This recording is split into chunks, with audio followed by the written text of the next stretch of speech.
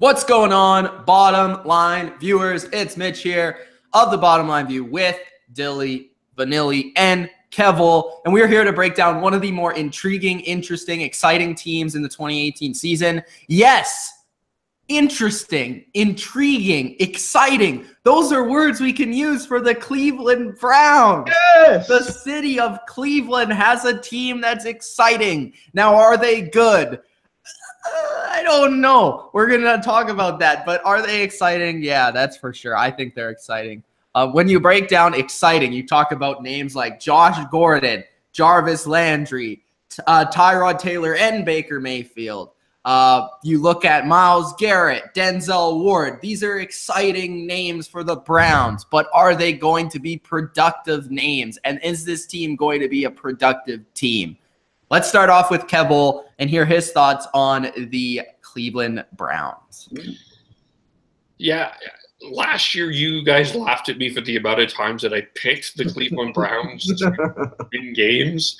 And this year you're going to be picking a lot more Cleveland Brown wins than as much as I did last year. So yeah, because Kev is going to be he burned his hand on the stove and he's not going back, I think. we need to make the shirt. It needs to be up there from last year, but continue. Well, you know, you look at this team and you're right, there is a lot of intriguing talent, but as also you mentioned too, there's a lot of rookies.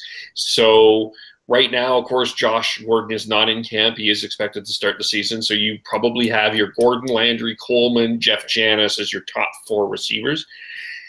Offensive line, pretty solid, actually. But Joel Bitonio's coming along, Kevin Zeitler. David Njoku was an intriguing prospect at tight end. You look at their running back situation. I mean, Carlos Hyde had troubles in San Francisco for sure, but you look at this situation with he's not going to be the guy that's primarily going to be carrying. You're going to see a lot more Nick Chubb. You're going to see a lot of Duke Johnson. Defensively, Myles Garrett, of course, is a beast, and that's a guy that intrigued me a lot. Jabril Peppers, I think, is an exciting piece in the secondary. I think, and you look at the depth of the running back, you look at a guy like Michael Kendricks coming in, I think he'll bring in some stability. And, of course, we have to talk about the quarterback situation. You brought in a guy that did make the playoffs with the Buffalo Bills in Tyrod Taylor. He has his ups. He has his downs. You did bring in Baker Mayfield as your number one pick. Now, in my opinion, again, this is just my own opinion, I would have went with Saquon Barkley as the number one pick. I would not have went with Baker Mayfield. But I'm not paid to make decisions for the Cleveland Browns. So that's their decision there. I'm going to start here. I think in terms of talent, in terms of specific talent, I have them equal to the Cincinnati Bengals at this point. I think that at this point, they're equal in terms of talent. My biggest concern with the Cleveland Browns at this point is the guy on the sidelines, who is 1-31 and Hugh Jackson. I just don't know how this team, in close situations, in close games and in tight games, and I do think the Cleveland's going to be in a lot of tight games this year, how they can trust Hugh Jackson and the strategy of this team to pull them ahead. I think that's going to be the big problem. They may get off to a fast start. I don't know. My record for them this year is 4-12. And it's not because of the talent in this team. I think it's because I think you can't have a coach come back from 0-16 and at 1-31 in 2 seasons and have this team really believe that they have the coaching to do it. I think that's their biggest anchor, is not necessarily the talent on the field. It's the talent off of it. There's where my biggest concern is. I have them 4-12 this year. Okay, this is fair, and I mostly agreed with you. Now, last year we both had them at 5-11, which was both probably one of our worst predictions last year. I'd just like to say I did not. I'm just going to put that out there. I butchered the AFC South last year, or AFC North last year. I will take credit for being how bad it is. However, I did do this tradition last year, so I will do it again. Let's put on the old Christmas hat for time's sake. I don't know where I think I got this in a stocking, but, you know, for everybody here, I'll just show my allegiance for a minute. It's not an allegiance, but this Browns team, I really do like, actually. But again, I have the same questions that Kevole has, so I'm going to go through here. Jarvis Landry, great receiver. Love that they're bringing him in here to Cleveland. He's going to be great. Corey Coleman, actually a really talented receiver that got hurt last year. I think he can come in and make some good plays. Let's just hope he doesn't drop the ball like week 17. Offensive line, really like, very solid stuff. I know Joe Thomas is retired, but there are some good guys. Joel Bitonio, Kevin Zeitler, like Kev brought up, good guys that I like there. David Njoku, I think he's going to be a really good playmaker, and I think he's going to step up in year 2. The quarterback situation is interesting for me. I feel like this Cleveland Browns team really wants to go with Baker, but I don't really know yet, and they did get Tyrod Taylor, so there's a lot of questions as to who wants to be the QB, but either man, I think one of the two will step up in a good way for them positively. The running back situation is one of my favorites here in the game because I like what Carlos Hyde did in San Francisco, but he's not the only running back. Nick Chubb, who I had 7th in my running back list for the draft class, I think is a sneaky pick in the 2nd round that I like. And Duke Johnson, he always makes some great plays.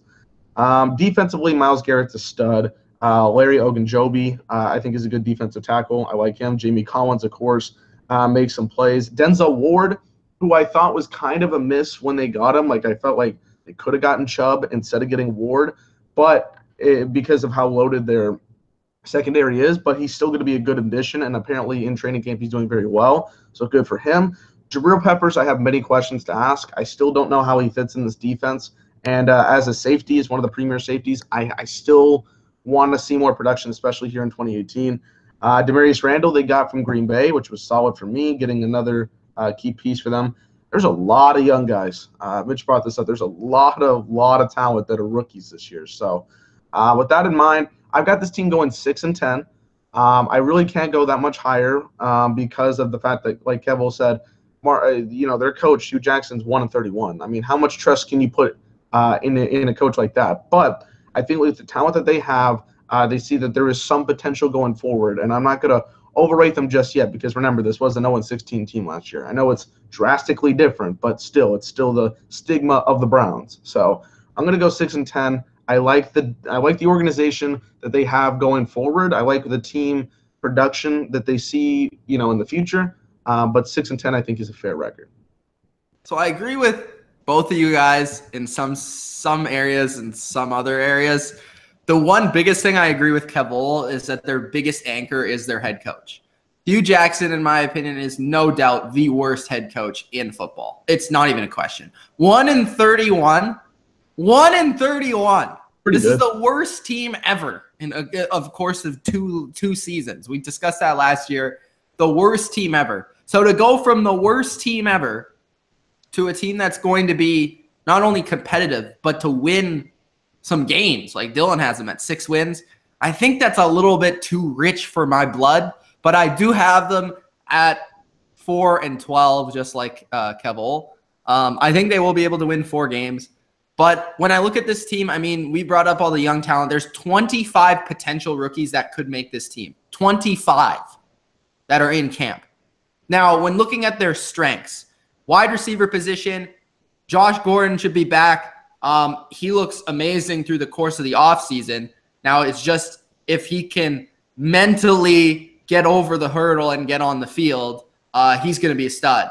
Jarvis Landry, I think they did overpay for, but nonetheless, he's a good player, and he'll produce immediately. Corey Coleman, as we brought up, a young player that has some promise. Antonio Callaway is a very interesting name to pay attention to throughout the course of the preseason. A lot of talent, kind of a similar situation to Josh Gordon, coming through the ranks as a player that had a lot of off-the-field issues, but has a lot of talent. Looking at the offensive line, solid. I like that they signed Chris Hubbard. I do not know about the left tackle situation. That's a big concern. When Joe Thomas left the team, that was really bad last year in terms of when he got injured, and now he's retired. So right now it's a battle between Coleman and Corbett, their 2nd-round rookie. Who's going to win that job? It's going to be an interesting one to watch. But the rest of their offensive line is good. Tight end position, David Njoku. We need to see if he's going to take that step up. We don't know yet. Wasn't very productive in his first season. Quarterback position, Tyrod Taylor. He has shown the ability to win games. He does have an athletic ability to run around and make plays. And in my opinion, if I'm a player on the Browns, I mean, it's going to be difficult in training camp and preseason to watch Tyrod Taylor and then watch Baker Mayfield, because Baker Mayfield was the first overall pick in the draft. Yet Tyrod Taylor does everything better than Baker Mayfield except the accuracy and touch on the football. I mean, Tyrod Taylor can throw the ball farther. He can throw the ball harder. He can run faster. He's more athletic. So it's like getting through the player's mind. It's kind of difficult to see Baker Mayfield being this franchise player going forward, which is part of the reason why I disagreed with the first overall pick. But, I mean, whoever starts, I think, is going to be positive. I just think, and going to be better than last year. I think Tyrod would give them 4 to 5 to 6 wins, and Baker would probably give them less, but because I just have more proven ability in Tyrod to win some games. Running back, I think Duke Johnson is one of the better third down guys that doesn't really get a lot of attention. Chubb and Carlos Hyde will split some carries. Defensively, Myles Garrett, I think, will have a huge season. I see him going 10-plus sacks this year. The rest of their defensive line, not exactly sold. I think it could be better. Linebacker, I think, is very strong. They have 4 deep: Collins, Schobert, Kirksey, Kendricks, all good players. Denzel Ward and EJ Gaines at corner is very intriguing. If Ward can be like what Lattimore was last year, then the secondary can take a significant jump up. I also don't mind the corner depth, but the safety position is awful in my opinion. I haven't been a fan of Peppers since his Michigan days in the draft, and Demarius Randall, just forget about it. So I don't like the safety position. Defensive line could be better. Linebacker is good. Corner is decent. But their defense is the concern for me on this team. Offense, I think, will produce to a decent amount with Todd Haley as the new OC. But the head coach is just the worst in the NFL, which keeps them back a little bit from where I have the Bengals and the Ravens with superior head coaches. So the Browns, I see improving this year, but not like some other people. I think they're going to be 4-12, the same as Kevole. The other thing that is going to be interesting is the Todd Haley dynamic. I think will be interesting, and I do think they need to get off to a good start, because I think if it's 0-2 or 0-3 or 0-4, you're going to hear the calls for you. And this is the thing about the start: they play the Steelers, the Saints, and they play in Oakland 3 of the first 4 weeks. They also play the Jets in week 3, which isn't a hard game, but isn't an easy game either. So, I mean, that's a pretty tough start. And then they go on to play the Ravens and the Chargers. Yeah, they need to be 2-4 out of that. If they're any less than that, then if they don't have a win, you win by the first 4 games, you got to get Hugh out of there. No, seriously. Hugh needs to be fired. I don't understand. Yeah, I would just go straight to Todd Haley. Yeah. I'd say screw it. I mean, I don't understand what in the organization was honestly. I think the interesting thing about Todd Haley and Hugh Jackson is that they're both offensive coaches. So, like, how is that really going to mesh? Are their personalities and are their philosophies going to mesh together to make a good offense and good football team? But, I mean, they're going to be exciting nonetheless. So I'm looking forward to watching the Browns. And I hope you guys are as well. And I hope you guys enjoyed this video. Hit the like button, subscribe to the channel, and we'll see you in the next preview. Let us know what you guys think of the Cleveland Browns. Are they a team that's going to take a significant jump forward, or are they a team that is still the Cleveland Browns? Let us know in the comments below. Peace out.